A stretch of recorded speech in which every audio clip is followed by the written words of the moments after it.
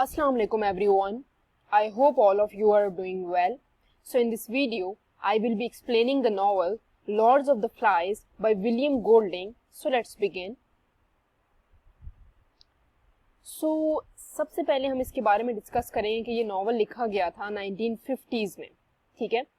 और इस नावल को बेसिकली एक नोबेल प्राइज़ भी मिल चुका है विलियम गोल्डिंग को इस नावल की वजह से, क्योंकि उन्होंने इसके अंदर बहुत ही खूबसूरती से जो चिल्ड्रन की जो बेसिकली टेल्स को लेकर एक बहुत ही बड़ा मैसेज दिया है थ्रू दिस नावल। सो इसके अंदर जो पहला मेजर एलिमेंट है वो डिस्कस किया गया है डार्कर साइड ऑफ ह्यूमैनिटी, ठीक है। इसका मतलब ये कि इंसान जो है वो इनहेरेंटली ईवल है, लेकिन इसके अंदर एक और कॉन्सेप्ट भी इमर्ज होता है कि इंसान की जो इंस्टिंक्ट है बेसिकली वो है तो ईवल, लेकिन जब उसको सिचुएशन मिलती है, कुछ लोग जो होते हैं वो उसको सप्रेस कर लेते हैं, कुछ लोग नहीं करते। उनको जब सिचुएशन मिलती है तो वो ये क्राइम कमिट कर लेते हैं कि वो अपनी डार्कर साइड को ज़्यादा जल्दी शो करते हैं। सो जब हम आगे डिस्कस करेंगे समरी से तो आपको मज़ीद भी इसके अंदर अंडरस्टैंडिंग हो जाएगी थ्रू कैरेक्टर्स, ठीक है। और एंड पे मैं आपको कुछ थीम्स भी बताऊंगी जिसके अंदर आपको मजीद क्लैरिफिकेशन हो जाएगी। So let's begin. So basically ये जो नॉवल है इसके अंदर ग्रुप ऑफ ब्रिटिश बॉयज़ हैं, ठीक है। इसके अंदर उन्होंने बताया है कि ये यहाँ पर आते हैं, जो ब्रिटिश एक आयरलैंड है उसके ऊपर ये आते हैं, आइलैंड के ऊपर ये आते हैं और यहाँ पर कोई सुपरविजन नहीं होती किसी भी अडल्ट की, ठीक है। और ये जो है ग्रुप, ये तकरीबन 2 ग्रुप्स के अंदर डिवाइड है एज वाइज, ठीक है। लिटलन्स जो हैं वो तकरीबन अराउंड एज ऑफ 6 हैं, ठीक है। और जो बिगिन्स हैं वो basically 10 to 12 years of age में लाई करते हैं। तो बेसिकली इनिशियली इनका टास्क ये होता है कि ये लोग यहाँ पर आ जाते हैं, इनको खुद भी नहीं पता कि ये यहाँ पर कैसे आए हैं। कुछ जो बॉयज़ हैं सारे के सारे बेसिकली बॉयज़ हैं, लेकिन इनकी जो एज है वो डिफर कर रही है, लेकिन इनको खुद भी इस चीज़ का अंदाज़ा नहीं है कि ये कैसे यहाँ पर आ गए हैं। तो दूसरा ये कि ये लोग यहाँ पर जब आते हैं तो इसके अंदर कोई अडल्ट सुपरविजन नहीं होती, ठीक है। मतलब ये सब जो हैं वो तकरीबन 12 एज तक हैं, उससे बड़े नहीं हैं। तो बेसिकली ये सब जो हैं वो स्मॉल बॉयज़ हैं और कोई अडल्ट सुपरविजन इसमें नहीं है। फिर जब ये यहाँ पर आते हैं तो इनको इनिशियली ये लगता है कि जो हम कल्चर पीछे छोड़ कर आए हैं, जहाँ से हम लोग हो कर आए हैं, जहाँ से हमारे पेरेंट्स थे, जहाँ हम रहते थे, हम वही कल्चर यहाँ पर डिवेलप करेंगे इस आइलैंड के ऊपर। सो बेसिकली क्या होता है कि ये अपना लीडर जो है अपने इन सब में से राल्फ को बनाते हैं, ठीक है। और राल्फ जो है बेसिकली जो है वो एडवाइस लेता है पिगी की, ठीक है। पिगी और राल्फ जो है वो बेसिकली एक पॉजिटिव करेक्टर हैं इसके अंदर, बाकी भी हैं लेकिन ये जो है पॉजिटिव करेक्टर में और हीरो का बेसिकली रोल प्ले कर रहा है राल्फ जो इसके अंदर है।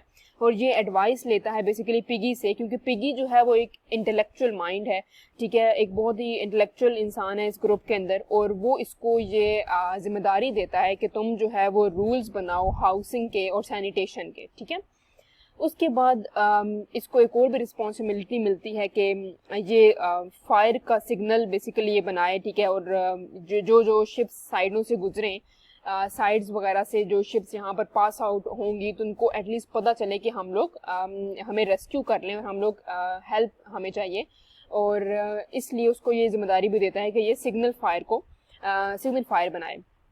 फिर इनके जो अपोजिट है वो एक करेक्टर है जैक, ठीक है। जैक जो है वो भी ये चाहता है कि वो लीड करे, बेसिकली वो भी एक लीडर बने।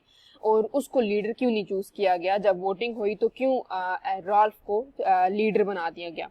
तो ये जो है ये बहुत पावर हंग्री है, ये एक ईवल कैरेक्टर है और एक विलन है बेसिकली, ठीक है। तो जो मेजर चैलेंज है राल्फ की लीडरशिप को तो वो जैक से ही है, क्योंकि जैक जो है वो चाहता है कि वो लीड करे और वो जितने भी रूल्स बनाता है राल्फ, जैक उसको अपोज करता है, ठीक है। अब जैक जो है वो कमांड करता है अपने ग्रुप को, ग्रुप ऑफ क्योर बॉयज जो होते हैं वो बेसिकली ये होता है कि आप माइक लो, ठीक है, और माइक लेकर आप पॉलिटिकली लीड करो, कुछ बॉयज को अपनी तरफ कर लो, ठीक है। और उससे क्या होता था कि ये अपनी तरफ कर लेता था उन बॉयज को, और कुछ बॉयज इसकी तरफ चले जाते थे और कुछ जो थे वो राल्फ की तरफ चले जाते थे, ठीक है। और इस तरह से ये क्या करता था, ये कह रहा था कि हमें ना हंटिंग करनी चाहिए, क्योंकि हमें जिंदा रहने के लिए, सर्वाइवल के लिए खाने की जरूरत है और हमें हंट करना चाहिए। तो यहाँ से इसकी जो नेचर है वो यहाँ से रिफ्लेक्ट हो रही थी कि कैसे ये चाहता था कि जो एनिमल्स हैं उनको उनका सेक्रीफाइस किया जाए, जबकि जो राल्फ था वो किसी और तरीके से एक रूल बना रहा था कि हम किसी तरीके से किस किस एनिमल को हम हंट कर सकते हैं और जिससे बहुत ज़्यादा डिस्ट्रक्शन ना हो, एनिमल्स की भी स्लॉटरिंग ना हो।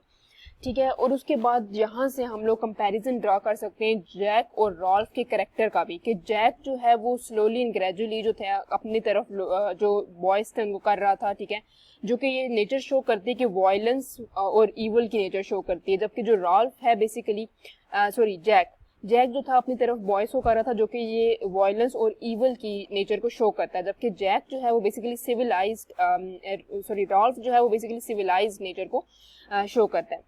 फिर एक दिन क्या होता है कि एक इंसिडेंट होता है बीस्ट का।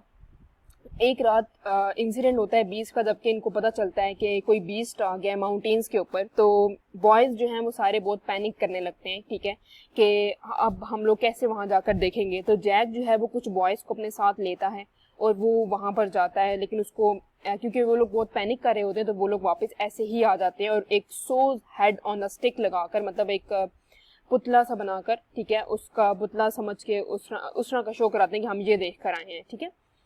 तो साइमन जो है बेसिकली इनमें से एक पॉजिटिव करेक्टर होता है। साइमन जो है वो उसकी इनर साइड ये है कि वो बहुत एक गुड नेचर है, ठीक है। साइमन जो है वो सबसे ज्यादा करेजियस होता है और वो कहता है कि मैं जाकर डिस्कवर करता हूँ ट्रू आइडेंटिटी ऑफ बीस्ट, ठीक है। खैर वो जाता है वहां पर और साइमन जो है वो बेसिकली जब उसको विटनेस करता है तो वो हेलोसिनेशन उसकी स्टार्ट हो जाती है। वो देखता है कि ये कौन है असल में बीस्ट। तो वो भी ऑब्वियसली डर तो वो भी रहा होता है, लेकिन उसको जो चीज़ नज़र आती है, ठीक है, उसको हेलोसिनेशन स्टार्ट हो जाती हैं। फिर वो कुछ दिन तक हेलोसिनेशन में रहता है, लेकिन जब वो वापस आता है तो वो दोबारा उस माउंटेन पे जाता है और जाकर देखने की कोशिश करता है कि बेसिकली असल में बीस्ट है कौन और कहाँ पर है, उसकी कैसी शक्ल है।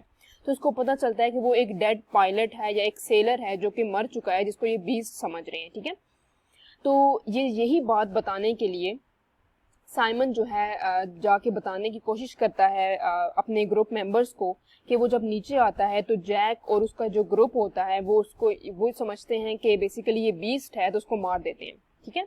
तो साइमन जो है बेसिकली वो मर जाता है, ठीक है। और इससे ये पता चलता है कि साइमन की जो इनर साइकी थी, जो इनर उसकी नेचर थी, वो गुड थी, तभी उसने गुड देखा, ठीक है। जबकि जैक जो था और उसका जो ग्रुप था उन्होंने एक अजीब सी सो और बीस्ट टाइप की फिगर देखी, क्योंकि उनकी इनर साइकी जो थी और इनर कॉन्शियसनेस थी बेसिकली वो ईवल थी।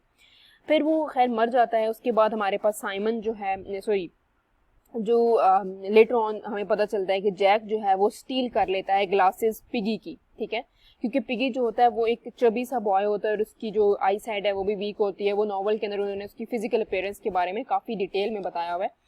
तो उसके बाद उसकी ग्लासेस ले लेता है, जिसकी वजह से उसको कुछ नज़र नहीं आ रहा होता, कि पता चलता है कि जैक जो है वो बेसिकली उसके हंटर्स जो हैं उसके ऊपर एक ह्यूज बुल्डर जो बेसिकली बिल्डोजर जिसको कहते हैं या फिर बिल्डर जो है वो चढ़ा देते हैं उसके ऊपर, जिससे पिगी की भी डेथ हो जाती है।